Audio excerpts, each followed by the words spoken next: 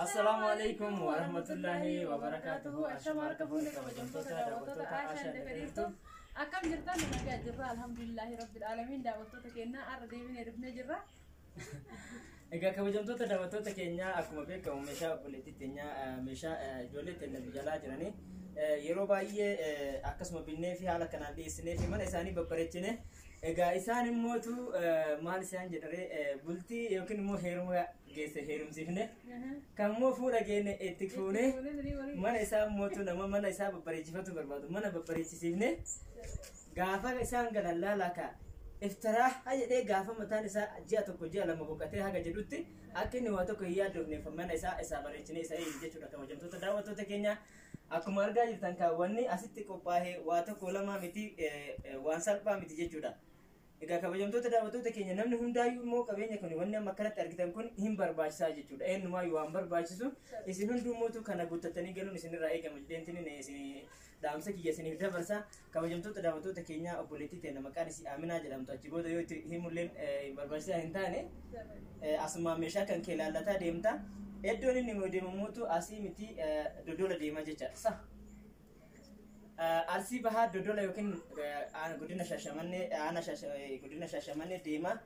Kanaaf kabajamtoota daawwattoota keenyaa meeshaa isii kana mootu tokko tokkoon gasaalaa qabdi whatever automatical in the new things waan haaraa fi akkuma san mootu meeshaa baay'ee adda ta'edha. Akkuma san gasaalaa meeshaalee biraa mootu baay'ee das nama jedhan kaduba keenya kanatti dhokatan tokko lama miti kana Aishaan immoo isiniif himti jechaadha. Ani asumaan baheetiin maal isiniin jedha salaama isiniin jedhee tokko tokkoon bira isinii ga'ee isin agarsiisa. Isin haga dhumaatti taatanii waagaa isallee baay'ee waagaa isaa nuti iskiriin irrallee isinii kenna yeroo baay'ee.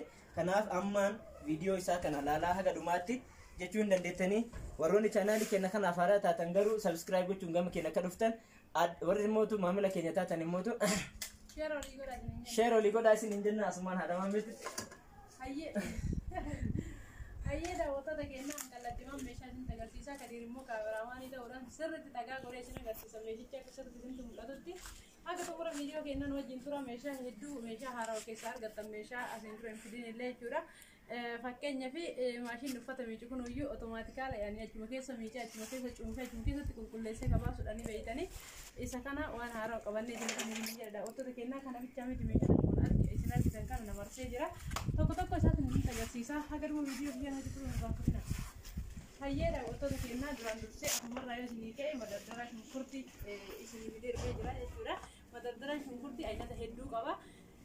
Inni kuni laalame akkanatti hin jira miti kichiin kaabineetii keessallee gubbarra madardara barbaadan haala kanaan garagaratti baay'ee jechuudha. Bakka itti dhaabatu jira jettan immoo haala kanaan bakka tokkotti dardartanii dhaabuu dandeettan. Hin jedha daawwattoota keenyaa baay'ee xankaarra fi bal'aa akka ta'edha. Akka barbaadan tajaajilti keessa irratti guuruu dandeettanii kana fakkaata. Ka itti aanu mootuyyuu uffanni gisee qorshatee bakka itti walitti qaban jechuudha. Kuni mana araballee ni jiranii beektanii haala kanaan obboleettii keenyaa binnee jirra. Uffanni yoo xuraa'e asitti qabdi jechuudha haga miiccitu. Kana fakkaata ka biraan mootu baaldii habbaa lama naa bijette immoo baaldii habbaa lama bitee fi jira hin jedha daawwattoota keenya.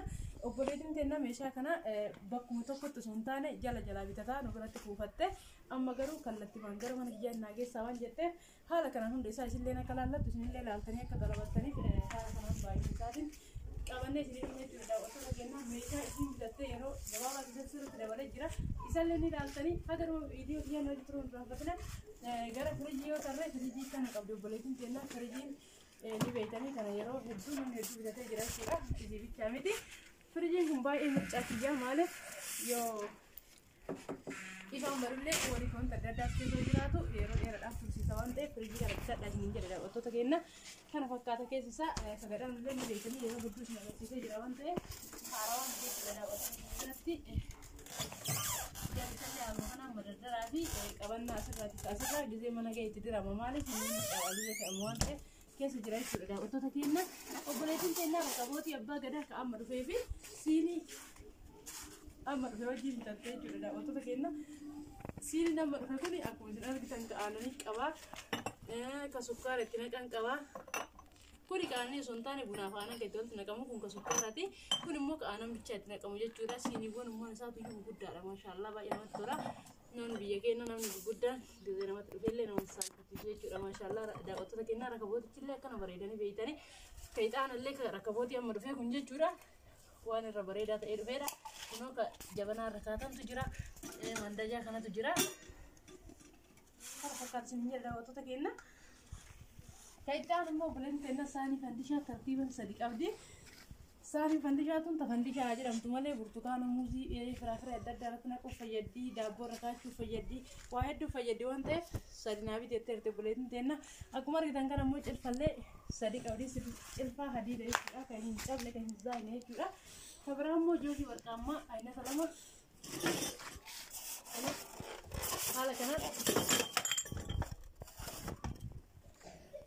hayyee daawwattoota keenya jookii haala kanaan warqaammaa aynata lama jechuudha warqii aynata garaagaraa qaba maaliif gisee tokkorratti fayyadama gisee tokkorratti fayyadamuu dandeetti dizaayinni isaa sirriitti garaagaraa jechuudha kun sirriitti warqaammaa baay'ata kun immoo birraammaa baay'ata jechuudha daawwattoota keenya kana fakkaataa jechuun obboleessi keenya kabiraa immoo daawwattoota keenya gilgilii xiqqoo fi guddoo qabu meeshaa aadaa keessaa gilgilii xiqqoo fi guddoo haala kanaan ilaalame baay'ee bareedu fannisnee fi agarsiisaa irra jechuudha daawwattoota keenya meeshaan obboleettiin kana jedhame waan dhumu miti daddafee isinii fixuudhaaf akka daqiiqaa hin dheeranne ni mokkora jechuudha daawwattoota keenya kunoo gilgiliin tun irra xiqqoo fi irra guddoodha guddoon 2,800 xiqqoon 2,500 isiniin jedha daawwattoota keenya warra hojjechiisachuu barbaadda kabiraan kun uffata maashina miicullee ni qabdi teenna garuu immoo saafaan dirqama nu barbaachisa biyya keenyatti waan ta'eef saafaa kun haala kanaan waa hedduu fayyada waan ta'eef saafaa lama naaf jettee argi saafaa lama bitee fi kun haala kanaan keessa fi jira tirii kun biratti beekamaadha tirii abbaa sadi walirratti gurgurama xiqqarraa guddaatti jechuudha tirii kanallee binnee fi taphisiin jira daawwattoota keenya istoofii isaatii qabdi obboleettiin keenya istoofii isaatii qabdi mokoreetii qabdi akkuma beektan biyya arabaa keessatti mokoreetii nyaata adda addaa itti hojjechuudhaaf nama fayyada sirriitti beektan jechuudha kunoo mokoreetii qabdi kayxaan immoo mokoreetii irratti gaanu isa kana sirriitti barbaachisa jechuudha maaliif keessatti hojjechuu keekii adda addaa daabboo xixiqqootii itti hojjechuudhaaf waa baay'eedhaaf nama fayyadanii kunoo kanas aynataadhaan isaa xiqqaadhaa qabee haala guddaatitti qabdi jechuudha daawwattoota keenya gabaraa mootu ooviniitu jira ooviniin xiqqaan jechuudha daawwattoota keenya ooviniin kun yeroo ammaa kana akka malee gatiin isii dabalee jira ooviniin kun jechuudha yeroo obboleettiin keenya Aminaan bitattutti qarshii 9,000 minne nu bira jira jechuudha amma mootuyyuu ooviniin kun qarshii 16,000 galee jira jijjiirama qarshii meeqa akka ta'e isin beekuu dandeettan jechuudha daawwattoota keenya meeshaan biyya keenya keessa akka gaariitti daddafee dabala inni kun immoo maaliif fayyada ni beektan isin garuu immoo haala kanaan itti fayyadamuudhaaf sirriitti fayyada daawwattoota keenya kana bichaa biyya obboleettiin keenya Aminaan jechuudha kana bitattee eegalettiin booda kanas na barbaachisaa maaliif yeroo takka takka kanarratti qalal goota hojjetachuu kanammoo isin kaabileetii isaa keessatti itti fayyadamuudhaaf na barbaachisa kanas naa biti jettee arte kanas kun haala kanaan biteefii jira ni beektan kanas faayidaa isaa isin jechuudha kun daabboo guddallee itti tolfachuudhaaf sirriitti gargaara saaniiwwan kanallee keessatti itti fayyadamuudhaaf sirriitti gargaara jechuudha xiqqarraa guddaatti keessa seena fakkeenyaaf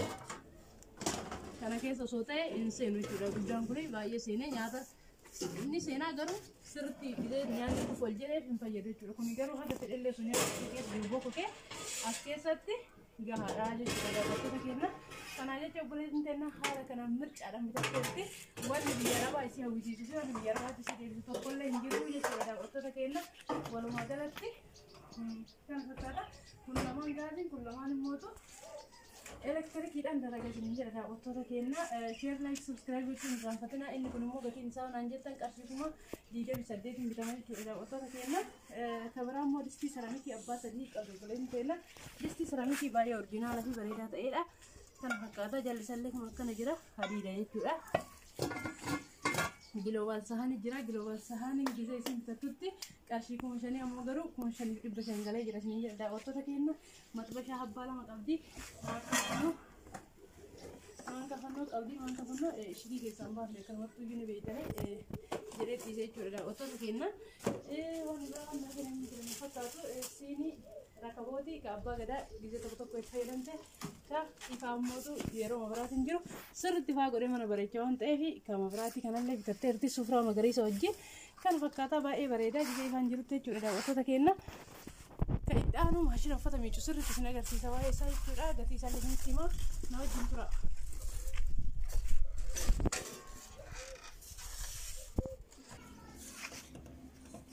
Ayyee daawwattoota keenya maashina kana yeroo jalqabaatiif fide jechuudha.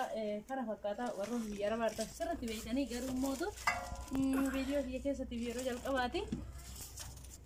Kana jecha waraqaan isaa yookiin fatuura fi wantoonni adda addaa itti fayyadama isaa nama hin beekne akka agarsiisuuf kana keessa godhatanii jirani.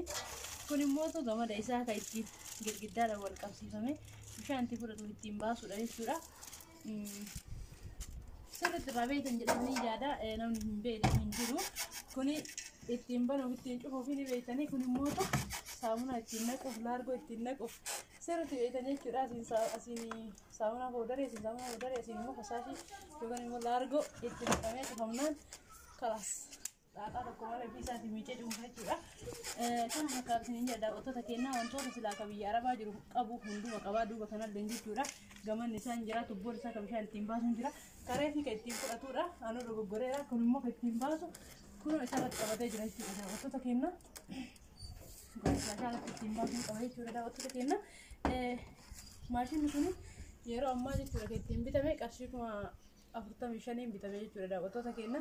Dabaluu danda'a dabinne iyyuu tutturee jira nu hin beeknu garuu deemnee isa hin gaafanne yoo dabalees akka dabaleetti yoo qannases akka qannasetti isinii binne jechuudha daawwattoota keenya.